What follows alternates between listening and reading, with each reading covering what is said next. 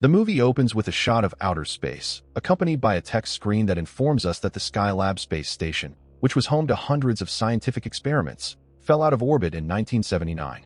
Most of the debris burned up on re-entry through the Earth's atmosphere. NASA presumably recovered all the remaining pieces, but that turned out not to be the case. 18 years ago, Western Australia, a man races to a telephone at a gas station to make a call. We cut to Rome, Italy. Dr. Hero Martins receives the call. The man, desperate and out of breath, explains that he has called 6 separate times and has been shuffled to different people each time. After getting him to calm down, Hero learns that part of the Skylab station, an oxygen tank, was found in Australia, and the man's uncle had kept it as a tourist attraction. However, something has leaked from the tank and has caused everyone to start dying, and they need help. As Hero tries to get more information, the call breaks up, and she loses contact. 27 hours later, Hero, along with bioterrorism operatives Robert Quinn and Trini Romano, arrives in the small Australian town. Robert asks about the oxygen tank, and Hero explains that NASA put a special fungus inside to take into space, to see if a different atmosphere would alter it, and perhaps make cures. But when it returned to Earth with the debris, it came back as something different. They suit up in hazmat gear and start to walk into the small deserted town, finding 14 homes and 12 cars, but no people. After looking around a bit, Hero finds the oxygen tank and takes a close, careful look. Using a magnifying glass, she notices small hairline fractures and green fungus leaking out of it. Seeing a bowl with soap and a sponge, Hero concludes that the well-meaning attempt to clean the tank caused a chemical reaction that made the fracture and leak possible. Asking Robert for an assist, he holds onto her as she looks closer. Seeing the green fungus move and pulsate, it lunges, frightening her. She pulls back, seemingly safe, not noticing as a small amount hits the ground, which she steps on. The fungus, unknown to her, quickly begins to corrode the feet of her suit, get through, and begin to infect her. Alerted by Trini, Robert and Hero get onto the roof and find one of the townspeople, his entire chest cavity torn open. Looking around the roofs, they find the rest of the people, all dead from the fungus. Trini wonders how all of them climbed on their roof, and Hero explains that the fungus controls all brain function, movement, reflex, and impulse of its host as a means to spread and reproduce. Robert, realizing they are in danger, tells Hero to quickly get her sample. So Hero takes a sample of the fungus, and they start to make their way back. As they walk back to the car, Robert and Trini debate where to store the samples. Robert suggests a bunker site in Kansas. Hero, however, is overtaken by the infection and vomits green fungus inside her suit.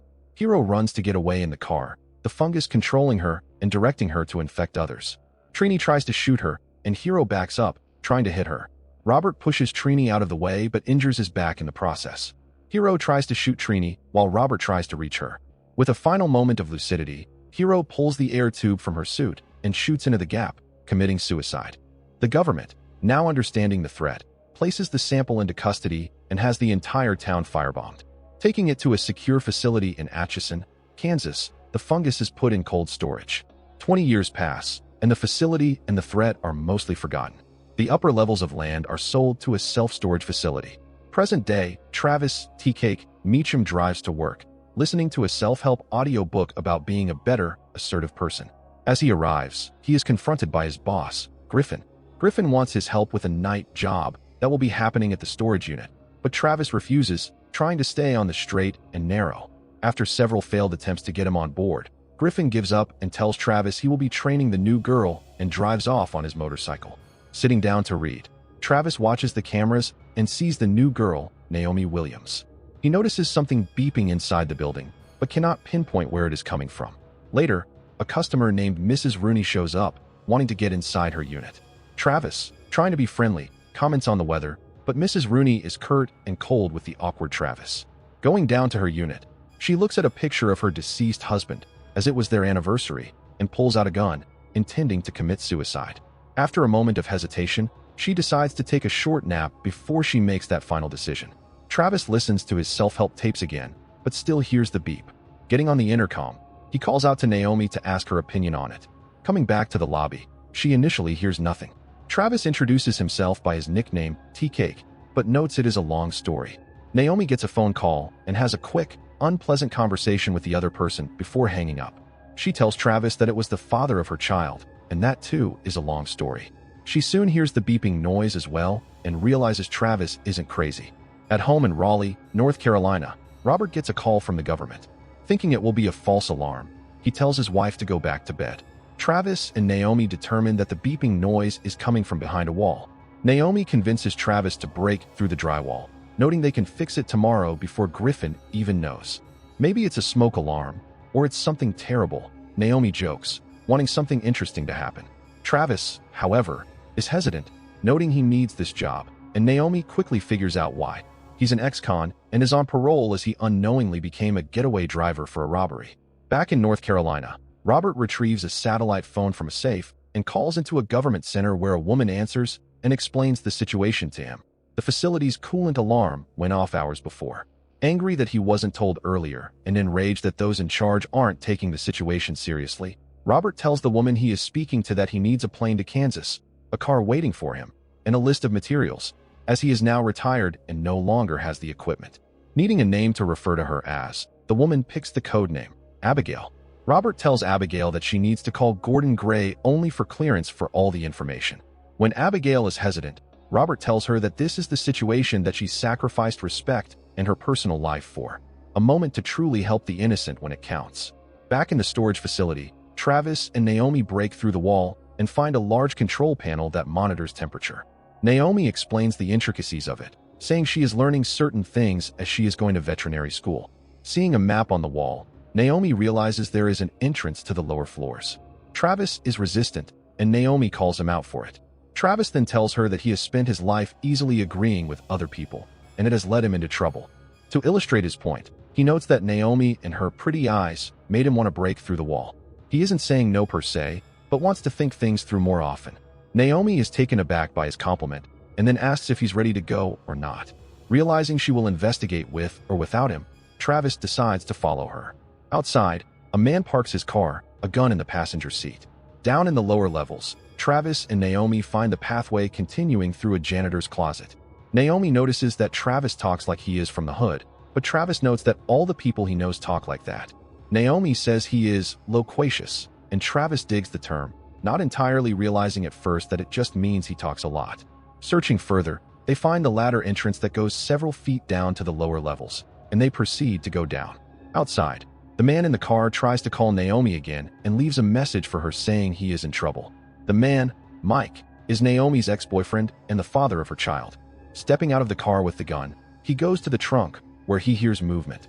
Opening the trunk, he sees a seemingly dead cat come back to life, as he had previously accidentally shot it. Looking closer, it is revealed that the cat's head has been liquefied partly by the green fungus. It runs away from Mike onto the building, climbing an antenna. At the top, it impales itself through the skull on a sharp end, before exploding completely, coating Mike and a nearby deer in the fungus, infecting them. In the underground tunnel, Naomi tells Travis about her daughter Sarah, who is 6 and whom Naomi had when she was 18. Travis asks if she regretted having her so young, and Naomi, rather than being offended, realizes Travis is asking her from a human perspective, answering that no, she ultimately didn't, though it complicated things and made her have to grow up faster. Finding a bunker door with a sign that reads DTRA access only, Travis opens it and looks inside. They see the fungus over the door to the main lab, and hear a rustling on the floor, in which a large group of infected rats is cannibalizing themselves. Naomi gets close to the lab door and almost touches it before Travis stops her. They both agree they've had enough fun and decide to leave the area immediately. Outside the building, Mike vomits violently, fully infected. The fungus directs him to find Naomi. As he walks to the building, the infected deer joins him. Robert is on a plane to Kansas. He watches the video of Dr. Martin's death, reminding himself how dangerous the fungus is. Getting a call, it's Abigail. He notes that, due to the fact that he has an escort on the plane, she did not clear everything with Gordon Gray. Abigail tells him Gray died over a year ago. When Quinn asks who is in charge, Jerebek takes over the call, thinking Robert's fear is overblown. Robert counters that his numerous warnings about containment and temperature changes were ignored, and Jerebek is not taking the situation seriously.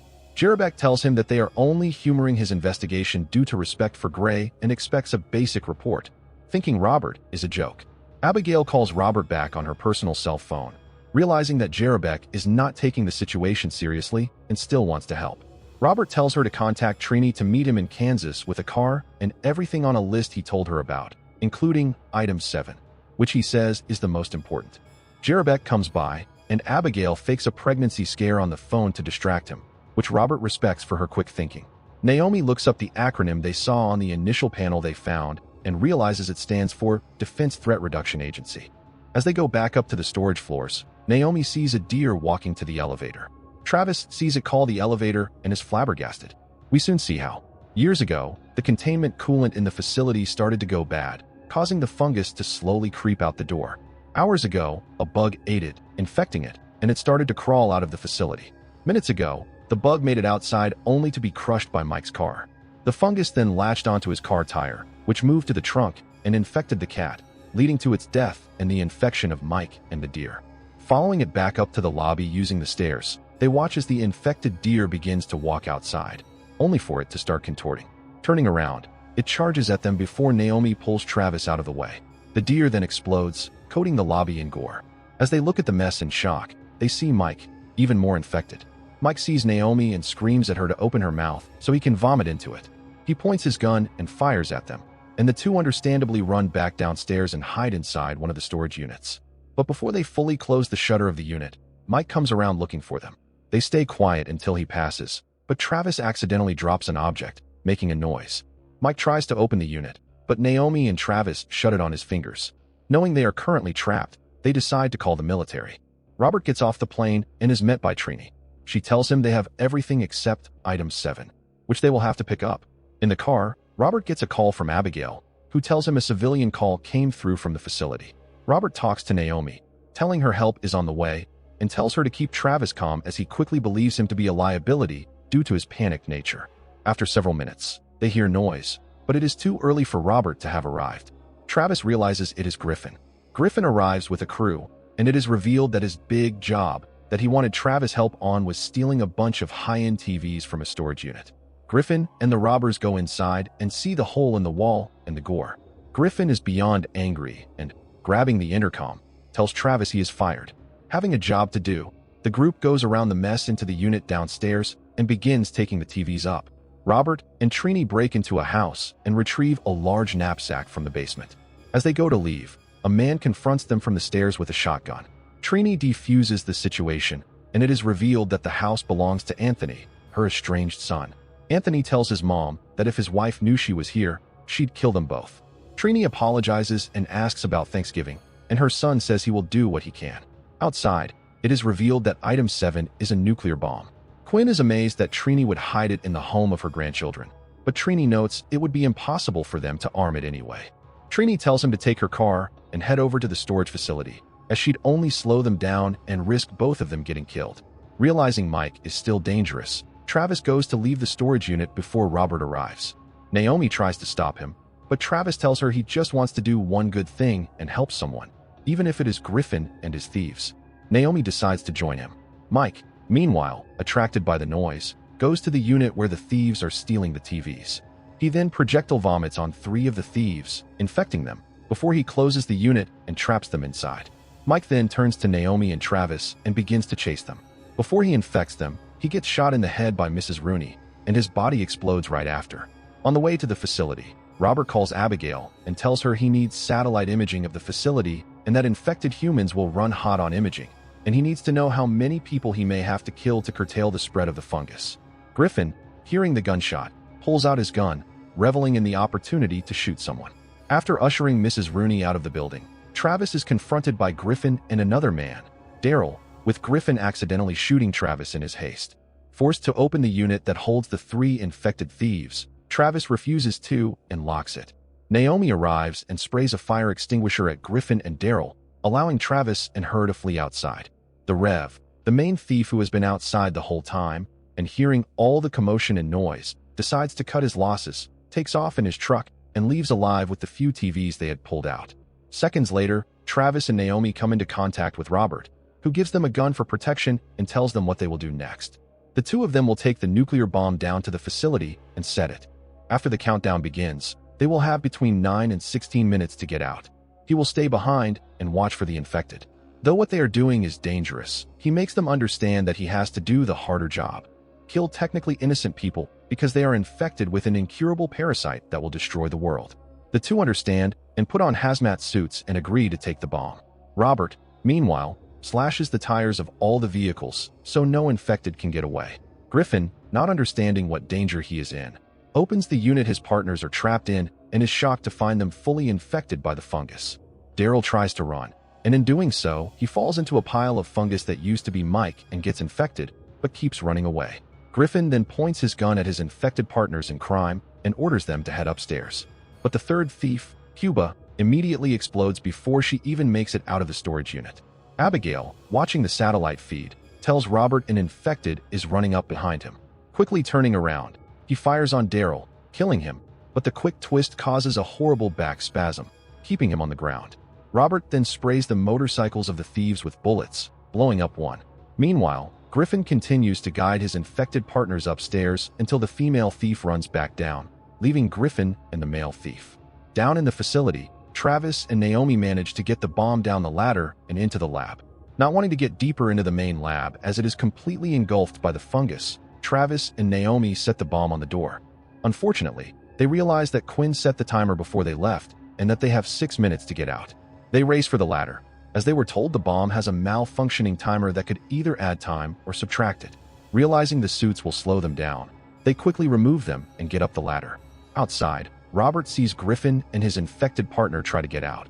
So he opens fire and immediately kills the infected man, but Griffin takes cover. Robert continues to fire until he runs out of ammunition. Suddenly, the infected man Robert killed rises again with half his head gone. He talks to Griffin, but Griffin shoots him multiple times and kills him for good. Realizing Robert is out of bullets, Griffin confronts him and looks for his car keys. A Trans AM arrives, and out steps Trini, ordering Griffin to get off of Robert's. She then asks a single question to Robert. "Good to go?" she asks. "Good to go," Robert replies. Trini pulls out her gun and shoots Griffin dead for being a threat. Meanwhile, Naomi and Travis make their way out, but they come across the infected woman who escaped from Griffin. Seeing her infected by the fungus, Naomi immediately shoots her dead, and they get out. They finally make it outside and meet Robert and Trini.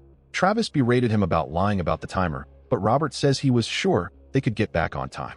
Getting in his car, they drive away fast with only seconds to spare. The bomb, whose timer had malfunctioned several times, finally goes off, incinerating the facility and everything around it for a mile. Days later, Robert is healing in the hospital, watching Jerebek on the news, being grilled for his attempt at covering up the outbreak. Robert is declared a hero, and his memos that warned of the dangers were leaked to the public, causing a national outcry. Robert laughs at Jerebek's misfortune. A moment later, Abigail arrives, revealing her real name to be Ishani. She tells Robert she leaked the information, not wanting the government to sweep their mistakes under the rug. Abigail thanks him for reminding her that she does her job to be there and help when no one else will. In a park, Travis spends time with Naomi and her daughter, Sarah. Travis finally tells her why his nickname is Tea Cake. Years before, he went to get some snacks with friends, and tea cakes were the only things left to buy, so he took them, found out he enjoyed them, and thus was mocked by his friends by being given that nickname. He says he hadn't heard his real name in years before she used it. Travis looks at her, and she returns a glance, hinting at a future relationship between the two. In the end, the heroes survive, and the dangerous fungus has been eradicated fully. Not quite. In a final scene, we see a herd of deer. One turns to the camera and violently vomits out the green fungus. Some of the fungus has survived,